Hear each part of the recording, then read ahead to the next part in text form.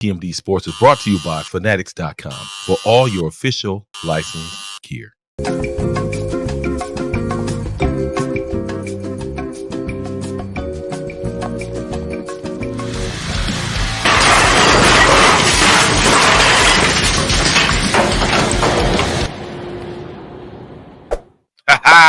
What's going on YouTube? What's going on Facebook and all the social media networks? Once again, it's TMD Sports, and we talk about everything that's going on in the sports world. But lately, it's been the Cleveland Browns. I got a very special guest. I love this brother. This brother is a former linebacker for the Cleveland Browns, was involved in the AFC Championship game. Love this brother to death. Anthony Griggs is in the building. AG, let him know what's good, baby. What's going on, Marcus? Good to see you. Good to see you, Christy. Good to see everybody out there. No doubt. And last but never least, Fluffy. Christy Acutie's in the building. Christy, let them know what's good, baby. Yeah, I left my hair naturally curly tonight. Oh, but I'm so excited because AG, you'll like this too. So there are Florida high schools that are now offering courses and teaching students how to become a referee, and not just in like the NFL. Like you could be an umpire for baseball, a referee for soccer. Like you can pick 3 to 5 different sports. Like had they done that, I wouldn't be sitting here talking with you guys right now.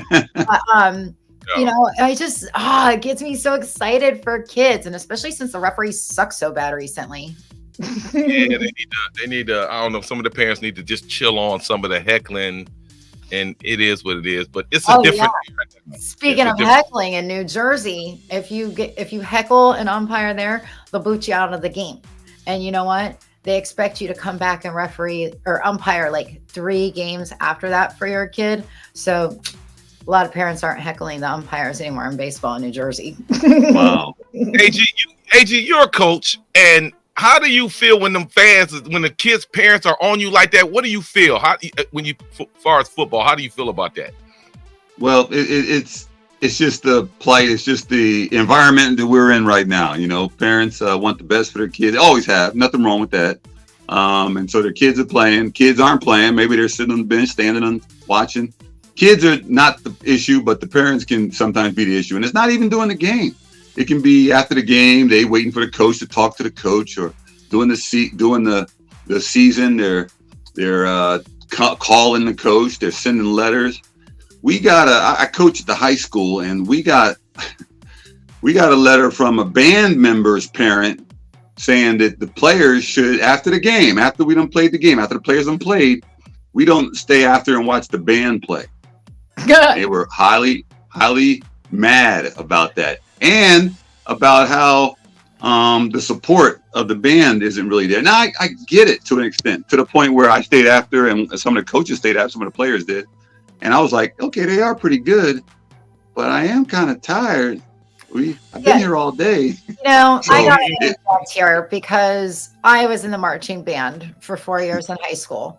And the reason because I became a marching band member was because of the Ohio State University band. Yes, everybody wants to stick around and watch that band.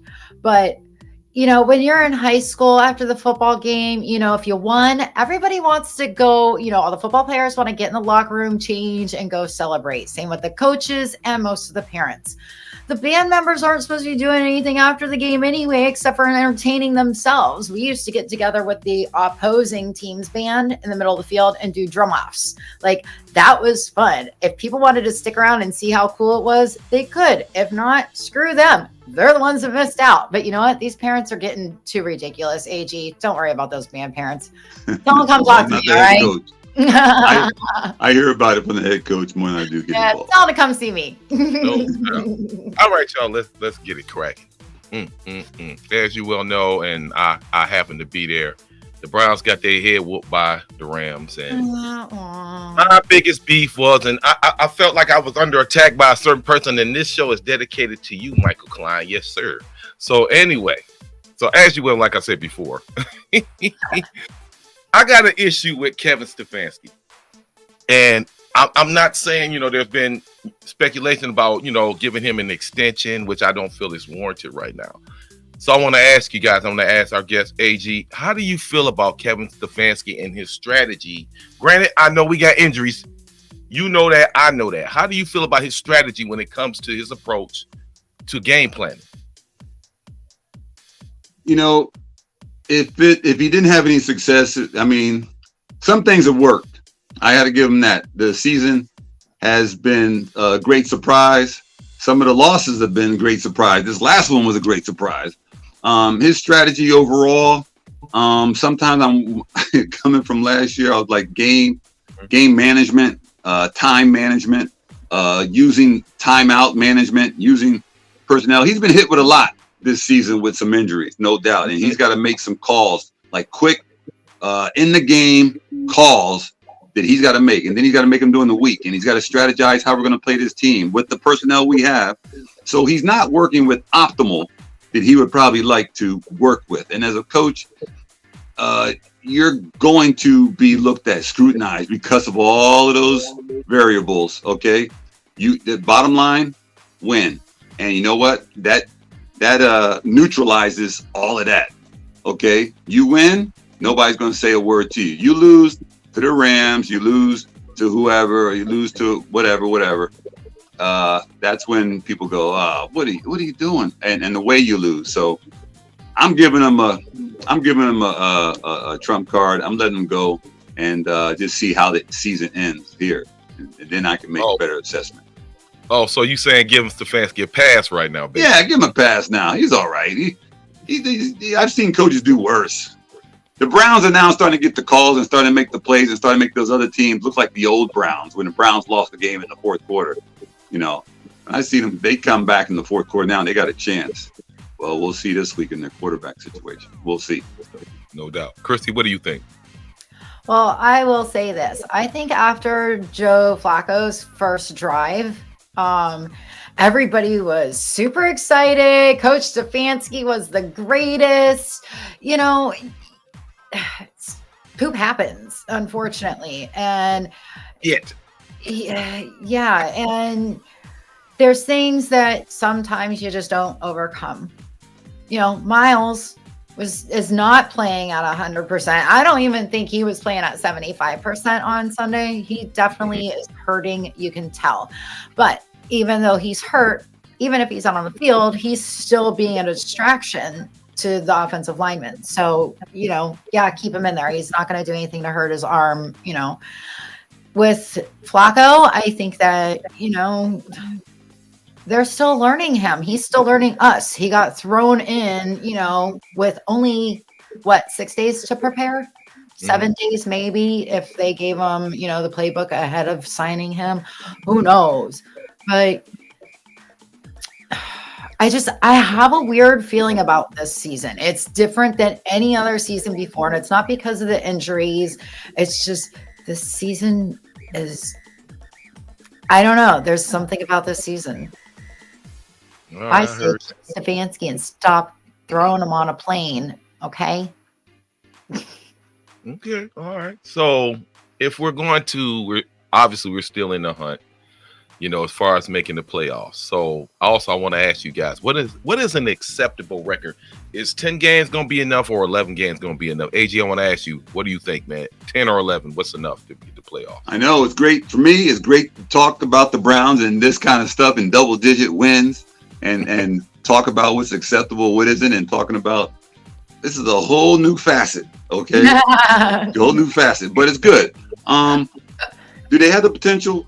I mean, beginning of the season, you Browns fans, as we are, we think of them, man, if they could just be close, you know, in some of these games. Now, do they got a shot to win 12? I don't know. 11? I don't know what they can go for it. Can they roll the dice and run the gamut here? I don't know. I want to know what team shows up based on what we have. I think this game coming up will tell us, okay, they got a shot. Make some plays, do some things, because it's coming down to it now. It's December football, as they say. So now it's the real deal, and you gotta show it, or okay, just play out the season, and that'll be it. And the Browns have been doing that for years. So now, as Christy said, this season is different, but this December has got to be the difference. We got to see them pull up some, not even just the the games, but I want to see how you win these games. Are you dominating? If Garrett is hurt, that's a significant blow. The Jaguars this weekend. And it was funny because I was talking to JB earlier, a couple days ago, and JB is going to come over and watch one of the games here. And I said, I really want you to come over for a game that, we're going to be happy about. We're going to win, And I was like, I'm really nervous about the Jaguars game. But that was, of course, before Monday night when Trevor and I think is it his running back or was it his lead wide receiver, that rookie that got hurt? But they're missing two of their key players. They're not going to make it to Cleveland. So I have a feeling that the Jaguars are going to lose this weekend. So that's win number one. Then next weekend, which is actually when JB's going to come over, December 17th, we play the Bears. Unfortunately for Justin Fields, they're not doing too well. But I think that'll be win number 2 of December because we've all seen how the Bears are doing. So then we've got the Jets. Trash. But will Aaron Rodgers be back for that game? No. I doubt it. Hold on. Let me say something real quick. Being that I get our bowl, man. Hold on. Oh, I'll cut you off. I'm sorry. Go ahead, boo. We still have the Texans in there and also Cincinnati.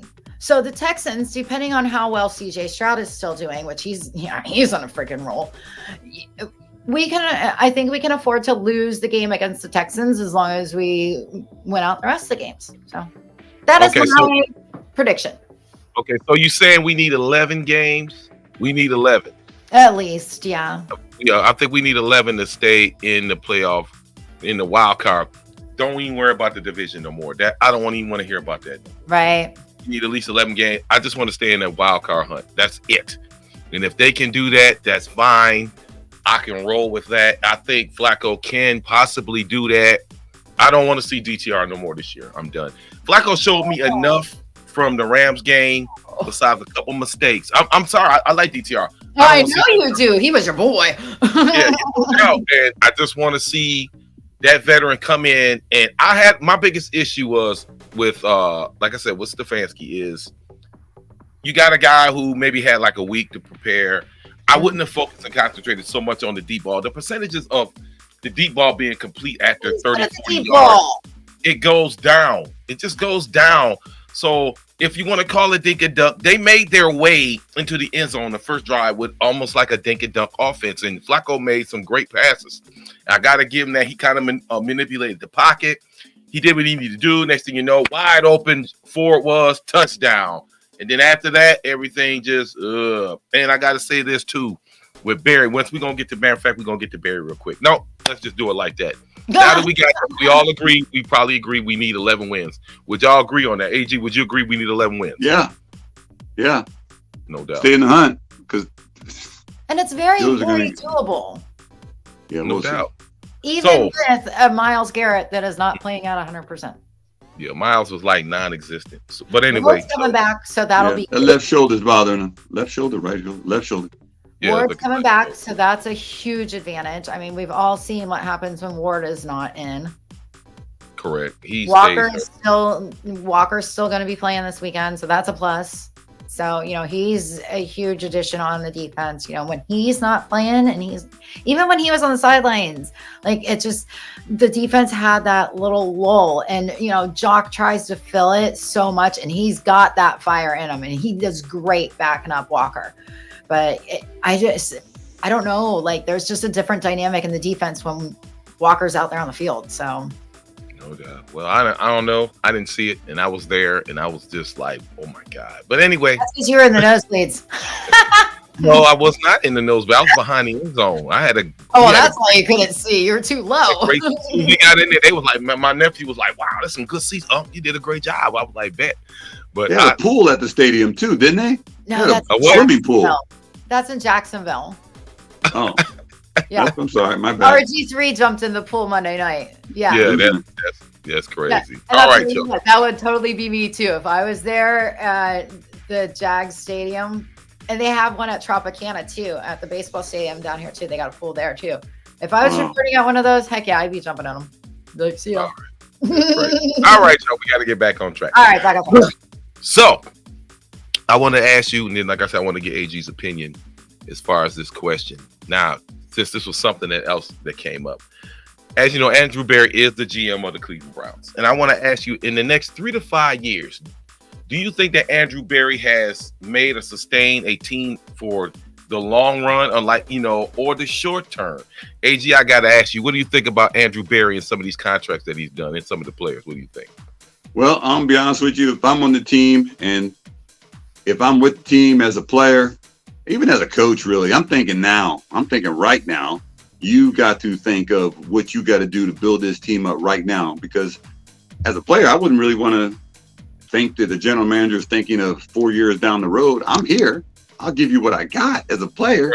Right. You make your evaluation if you think I can fit in, okay, but don't wait to say it's not going to happen for 4 or 5 years. That's the plan.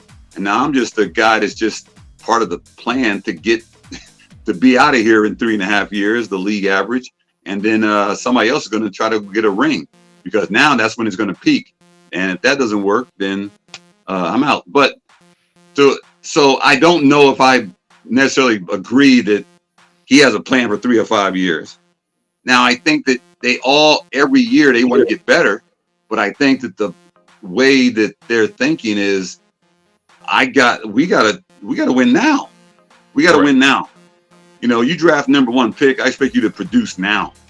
Mm-hmm. You gotta always think of the optimal way. I want you to produce now. You're on this team now. You're not on this sideline just standing there watching a game, waiting for your seasons to get to be vested. No, you're playing. The only person not playing is the backup quarterback. Everybody else is going to get on that field and play somewhere, and you better be able to contribute. Hold on, Christy. Hold on. AG, plenty of backup quarterbacks that play on the Browns. Sorry. Well, backup to the backup. That's the backup to the backup. Those are the guys that don't play. But the thing about those guys is, when you do play, it's a lot of heat. It's a lot.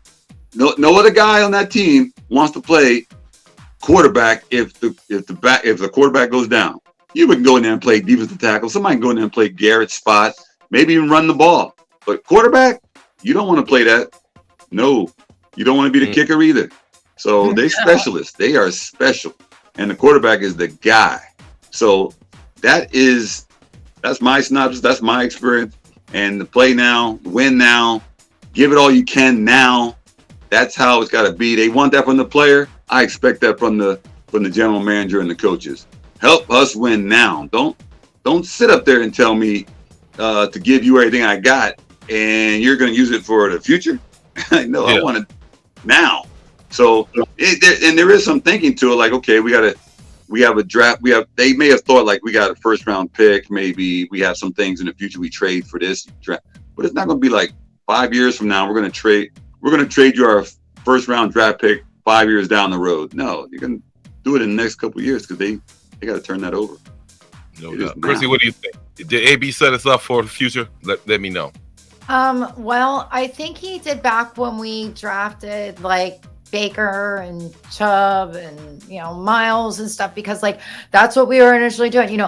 We got a Chubb now. We're not gonna have a Chubb in another 3 years, okay? Correct.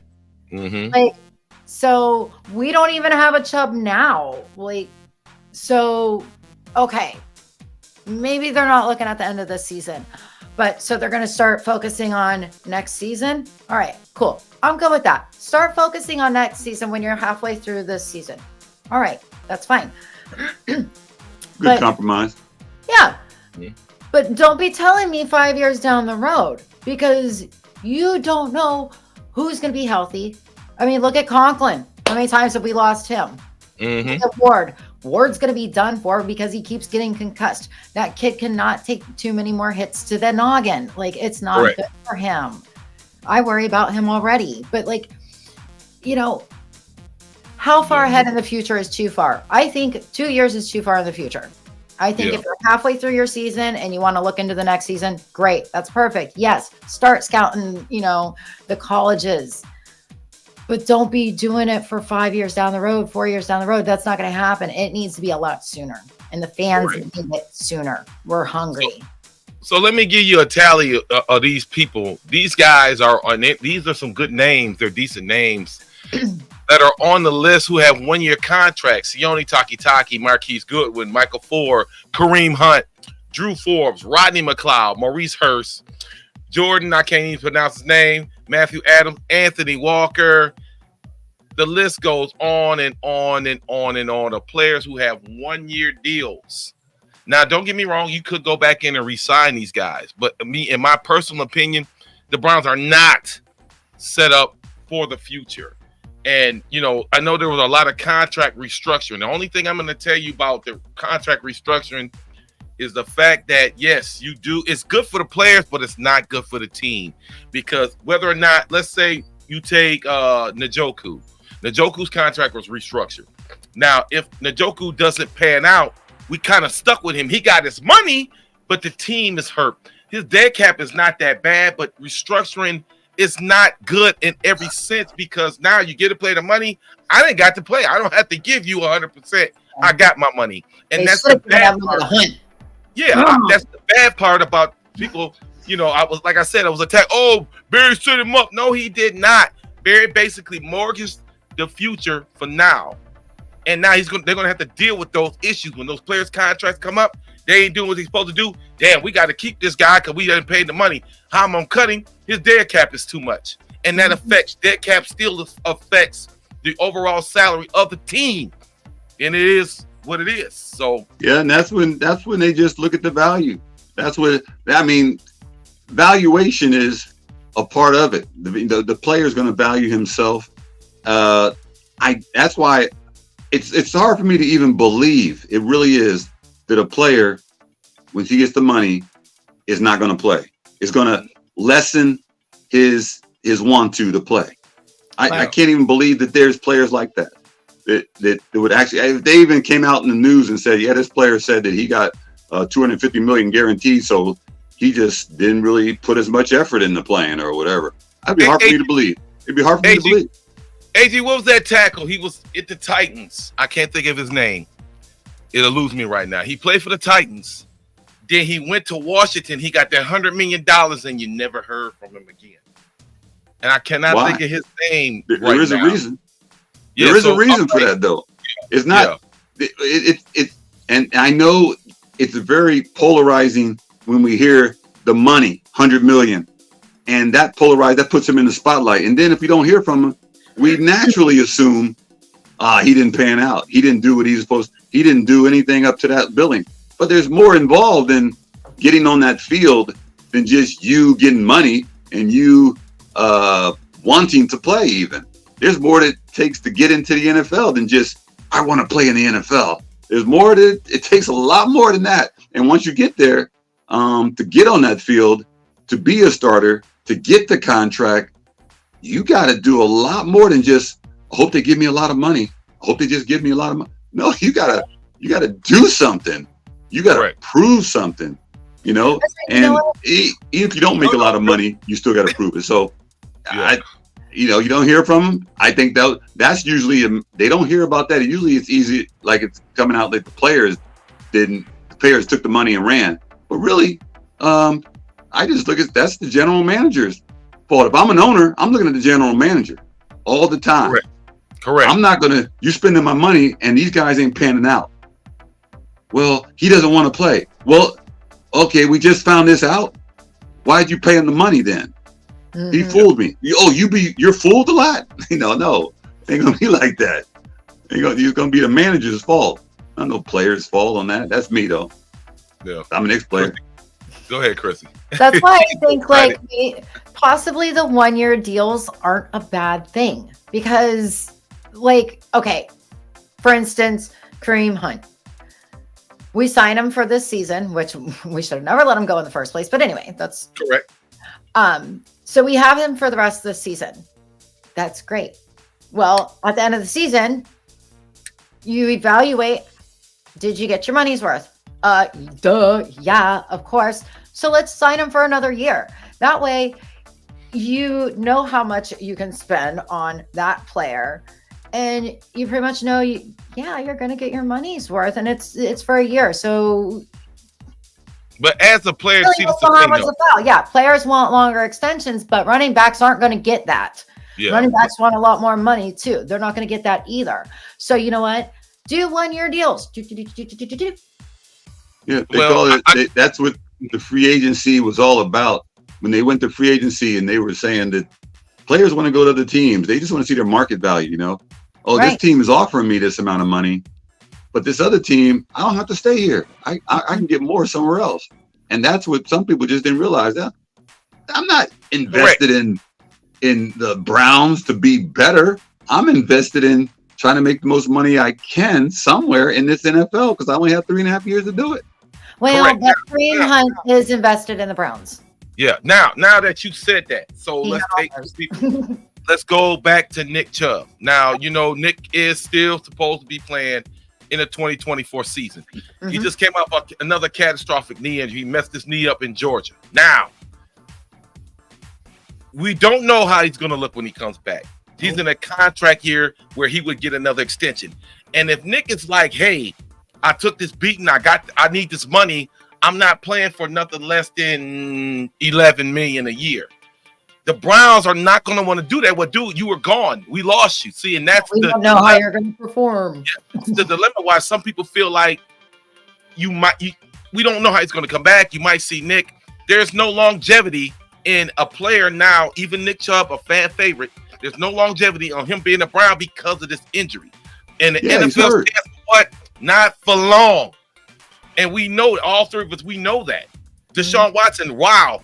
He realized half his contract would be over year 3. And he still hasn't done anything to say that. And Nick, in the year after that, it's another extension coming. He has the opportunity. Like, why are we doing this? So I don't see the longevity in those situations to say that Andrew Berry has secured the next 3 to 5 years. No, he's not.